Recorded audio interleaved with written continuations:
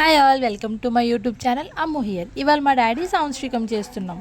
దానికోసం ముందు రోజే నేను అమ్మ కలిసి షాపింగ్కి వెళ్ళాం. షాపింగ్ అంటే మా కోసం కాదు, డాడీకి బట్టలు పెట్టాలి కదా, అవి తీసుకోవడానికి.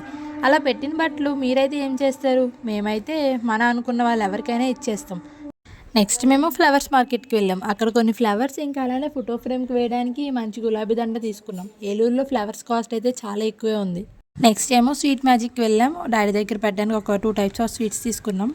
కానీ నా కళ్ళు స్వీట్స్ కన్నా కూడా ఈ చాక్లెట్స్ మీదకే ఎక్కువ వెళ్తుంది. ఇంకా ఇవాళ మార్నింగ్ 5కే లేచి నేను తాతయ్య చికెన్ షాప్కి వెళ్ళాం. బిర్యానీలోకి అండ్ కర్రీలోకి చికెన్ తీసుకున్నాం. మీలో ఎంతమందికి ఆ చికెన్లో ఉండే ఎగ్స్ అంటే ఇష్టం? నాకైతే చాలా ఇష్టం. మేము ఇంటికి వచ్చేసరికి అమ్మమ్మ జేజమ్మ కలిసి పూర్ణాలు వేస్తున్నారు.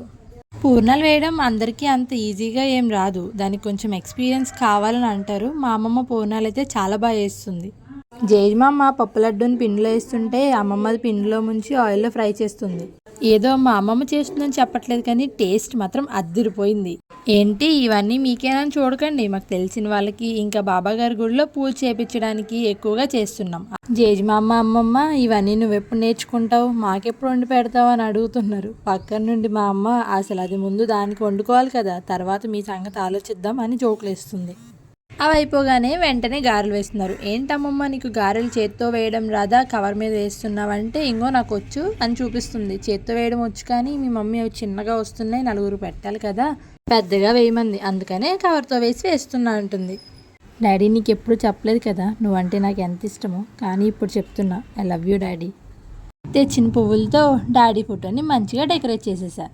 డాడీ ఉన్నన్ని రోజులు కష్టం అంటే ఎలా ఉంటుంది, డబ్బులు ఎంత జాగ్రత్తగా వాడుకోవాలి, బాధలు ఎలా ఉంటాయో కూడా తెలియకుండా చూసుకున్నారు. ఒక్కసారి డాడీ లేరని తెలిసిన రోజు నుండి ఇవన్నీ ఎలా ఉంటాయో ప్రతిరోజు చూస్తున్నాం.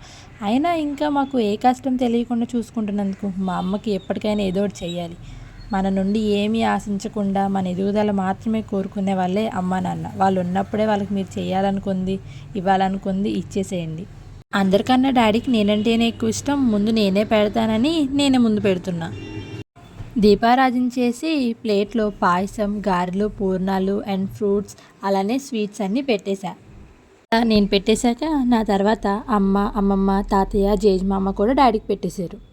అలా అందరం పెట్టేశాక కొబ్బరికాయ కొట్టమన్నారు. నాకేమో దాంతో కొబ్బరికాయని కొట్టడం రాదు. మా వాళ్ళందరూ చూస్తున్నారు కొడతానా లేదా అనేసి, కానీ కష్టపడైతే కొబ్బరికాయ కొట్టేశా. నేను కొట్టేశాక మిగతా వాళ్ళు కూడా కొట్టేశారు. ఇంకా ఫైనల్గా అమ్మ హారతి ఇస్తుంటే మా ఆంటీ గారు హారతి పాట పాడారు. చాలా మంచిగా అనిపించింది. పాయసం తిందామని తెచ్చుకున్న పాయసం అయితే మా అమ్మే చేసింది. నోట్లో పెట్టగానే టేస్ట్ అయితే చాలా బాగుంది. నెక్స్ట్ అయితే లంచ్కి ప్రిపేర్ చేస్తున్నారు. మేము ఇవాళ చికెన్ బిర్యానీ చేసుకుంటున్నాం.